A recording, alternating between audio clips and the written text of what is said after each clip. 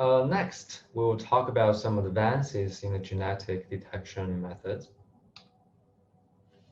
So we know that in PCR, thermal cycling is required. It is what makes PCR possible. It makes two strands separate and makes the primer anneal to the a targeted sequence at its optimum temperature.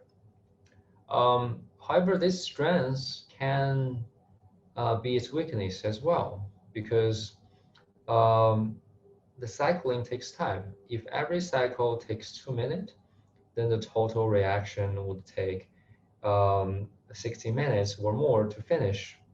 But the actual extension of the DNA may require much, much less time than the 2 minutes. This is the time constraint. And in addition, the thermocycling requires this specialized thermocycler with high power consumption, and this causes a resource limitation and can set a limit for the capability of a massive testing. So there are several ways to address these limitations. The first is called pooled test to reduce the resource constraint. It's a very simple idea. So instead of testing each individual once, assume we have only a few people in a whole population, that are infected, and so we can pool them and test the pool altogether.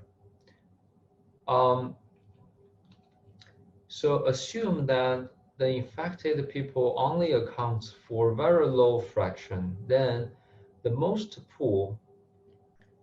the pools will be inactive, and only a few pools would show positive, and only these pools would need a few more tests to narrow down the exact positive case. And a theoretical analysis shows that at a low infection rate, this can really speed up tests or save a lot of resources. Based on actual data, so it is estimated that, for example, Denmark, which recently just tested over 10,000 patients per day, if they were doing the PCR pooling, then they could have tested 5 times more a patient or have saved $250,000 per day. So this is really a very cool and simple, effective strategy. And in fact, in Wuhan, when millions of people were tested, the tests were actually performed in a pooled fashion, as well as a recent massive testing in Beijing. The availability of a thermocycler as a limitation can also be addressed in other ways. So for example, engineers have come up with the cheap alternative to the thermocycler. This is called a continuous flow PCR. So in this device, one set of devices maintained at 95 degree, as in one step of the normal PCR, and the other set of devices maintained at 60 degree. And so as the sample passing through these channels continuously, it will go through a cycle of 65 to 95, then back to 60 to 95, and again, just as if it were placed in a thermocycler. The drawback of this method, however, is that the temperature may not be very accurate at different positions of this tube. And also, using these very narrow microfluid tubes, there will be a large surface to volume ratio, which means that there's probably a higher chance of sample get lost due to a track to the side of this channel wall during this continuous flow. So this may set a limitation of detection higher than a normal PCR. The next advances that we're going to discuss is called isothermal amplification, or ITA. It totally eliminates cycling, and thus there's no need for thermocycler. in ITA. And because there's no cycle, the reaction runs continuously. And so one can get the results much, much faster. So the key idea is to separate a strand of two input dsDNAs using different mechanisms so as to facilitate the primer and the target sequence annealing and the exponential amplification. There are three primary mechanisms to achieve this. One is called nicking enzyme assisted amplification, which uses nicking enzyme. The second one is called loop-mediated isosomal amplification, or LAMP.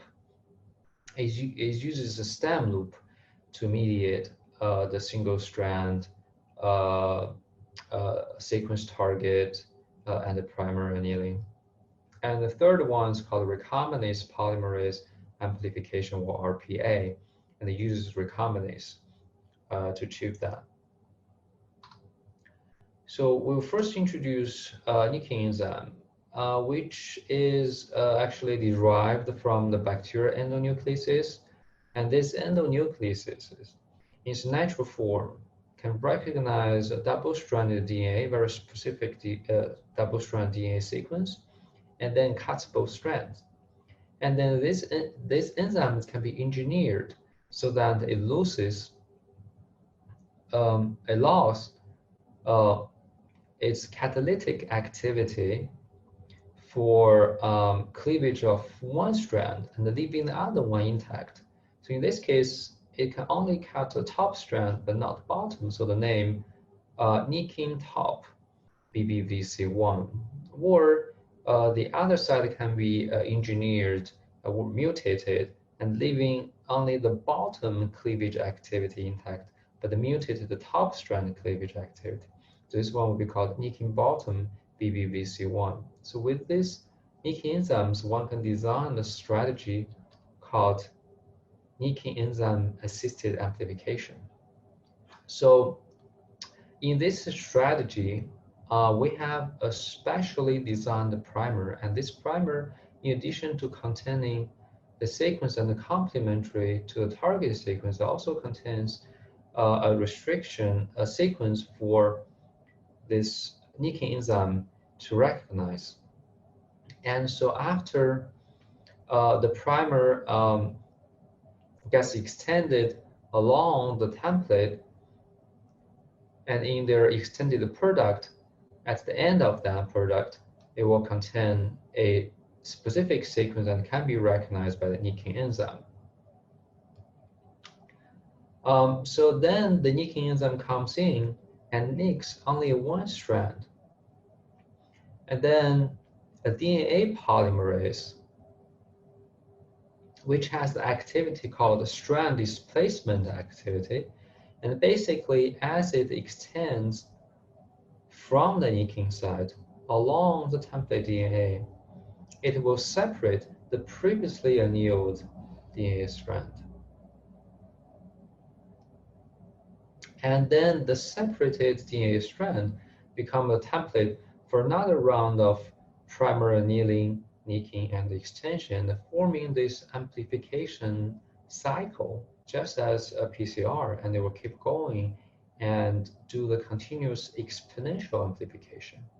And besides, if we focus on here, this newly synthesized DNA can again be nicked and then have the strand displacement extension. So this little cycle will keep going as well and forming another layer of amplification.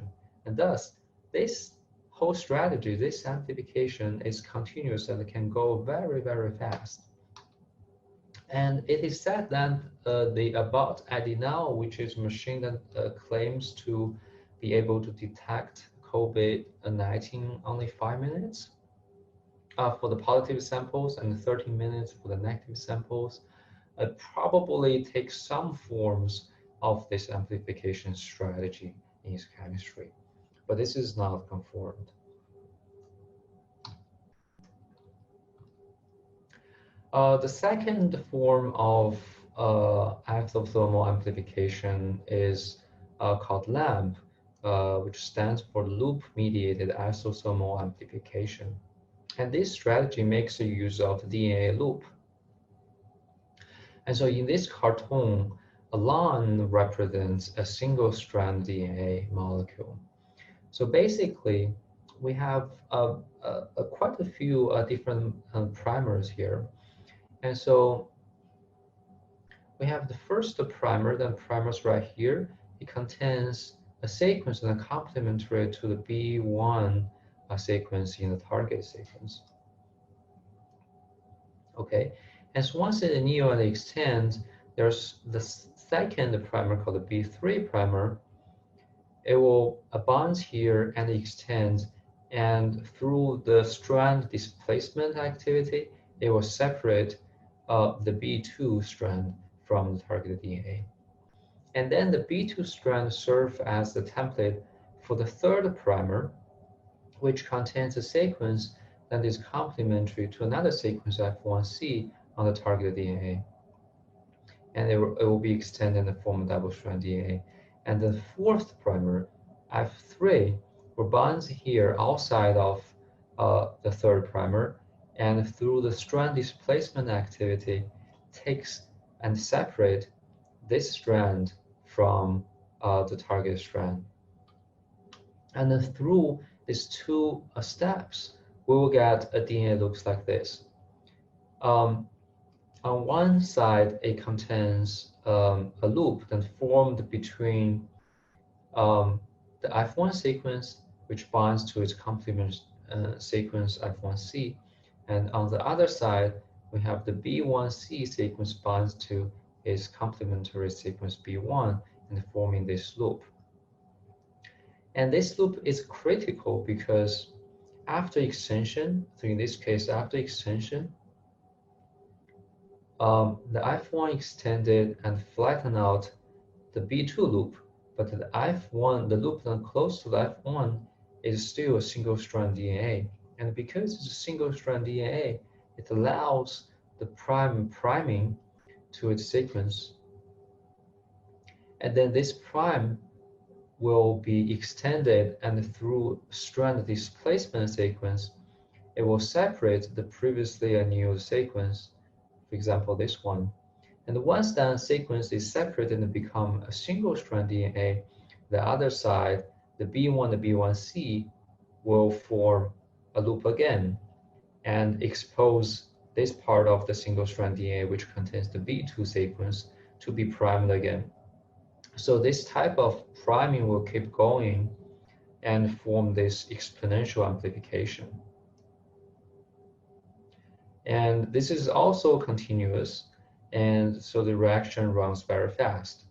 Due to the temperature requirement of this strand displacement polymerase, this reaction is usually carried out at 65 degrees.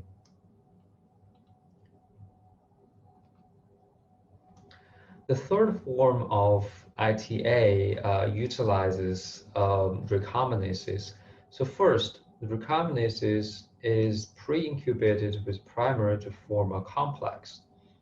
And in the presence of the targeted DNA, the recombinase will first separate the targeted DNA into a single-stranded DNA, and then drives annealing of the primer to the target sequence.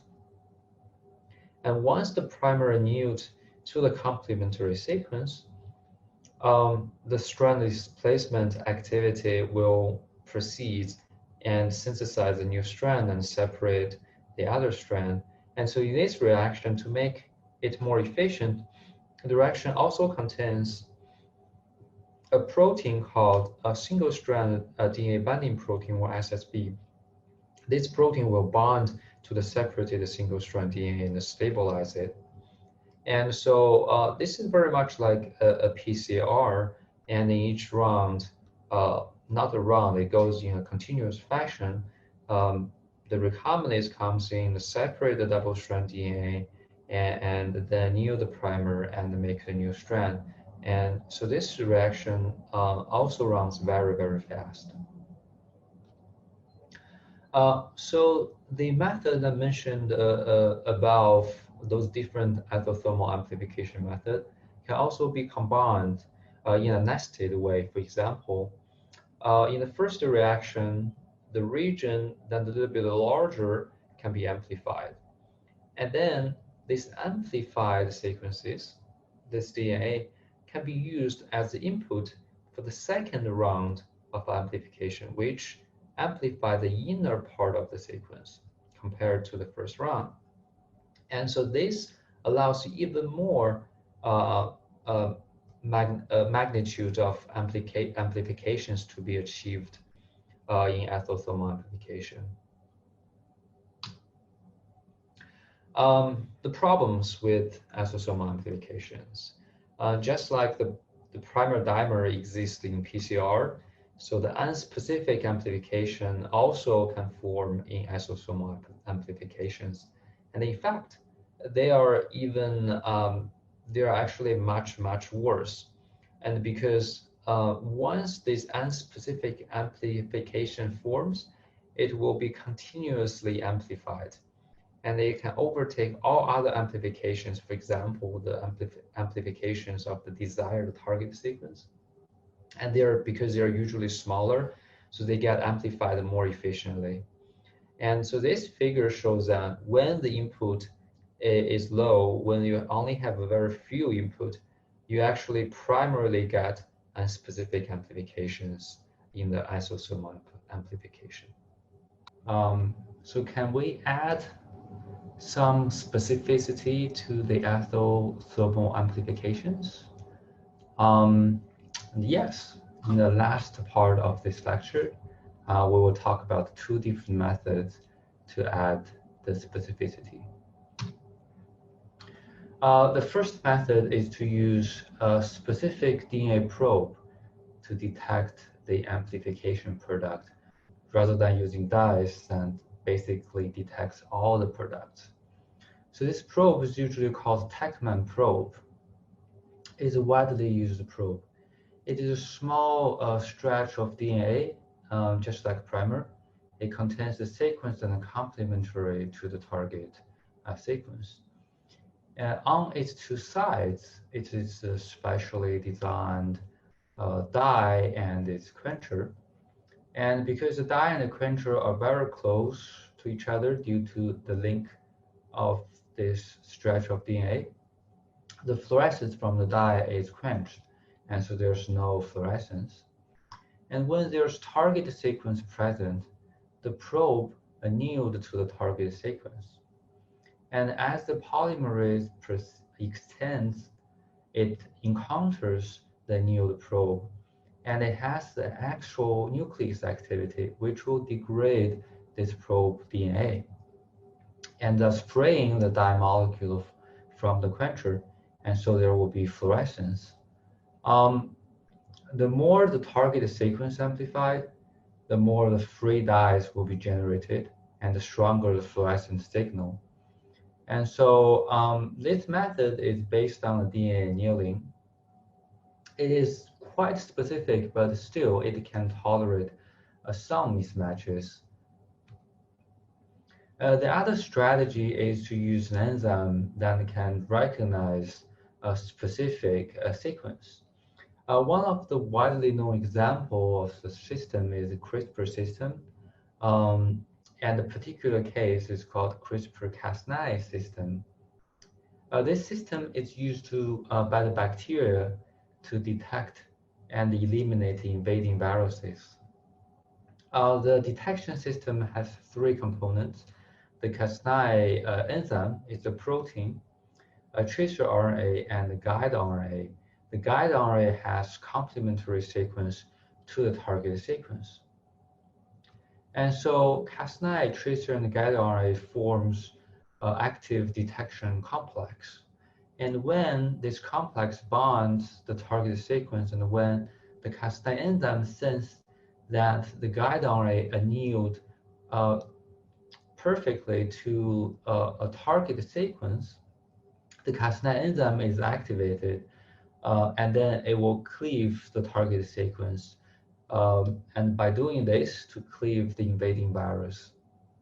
And this system is highly specific, and that's the advantage that we're going to take to develop for the specific detection to be used in the isothermal amplification. Over the past few years, other novel CRISPR system has been identified. CRISPR-Cas9 belongs to the class 2, type 2 system. And within the class 2, researchers have also found some other types of enzymes within this class. And notably, there's a type 6 class, and this enzyme has RNA nucleotide domains. And one of such enzymes called C2C2 or Cas13 has been identified by Feng Zhang group at MIT. And they found that this enzyme can form a complex with the cRNA, just like Cas9 forms complex to a guide RNA. And this cRNA contains the complementary strand to a target. And once it is new to a target and sensed by the Cas13 enzyme, the Cas13 enzyme is activated and cleave the single-strand RNA. And what's particular about this Cas13 system is that the activated Cas13 exposes its RNA nucleotide domain, making it facing outward. And this allows it to cleave promiscuously any RNA nearby. And this effect is also called collateral cleavage effect. And this effect is probably very useful for the bacteria to define the virus infection, because usually the mRNA is present and produced at large quantity, and the bacteria really needs to eliminate most of them to stop the viral proliferation. So by just having a few Cas13 activated, this activated Cas13 can get rid of a large quantity of a nearby viral mRNA. So this effect has been utilized to develop a highly specific nucleic acid sensing technology called Sherlock, which stands for Specific High Sensitivity Enzymatic Reporter Unlocking Technology. And so basically, the Cas13 complex is added to the target sequence, a target DNA or RNA. And in addition, a specially designed reporter RNA, it's a single-strand RNA, is added to this reaction. And the reporter, similar to the Techman probe, has one side conjugated to a dye and another side conjugated to a quencher. Only when the target is present, the Cas13 complex is activated, and it promiscuously cleaves all the nearby RNAs, including those reporters, and freeing the dye molecule from its quencher, and so there will be a fluorescent signal coming out. The more target sequences amplified, the faster Cas13 cleaves the reporters, and the higher the fluorescent signal. And so this Cas13 detection part, can be combined with the isothermal amplification method, like we just mentioned, the RPA, or the RPA coupled with the reverse transcription for the RNA detection.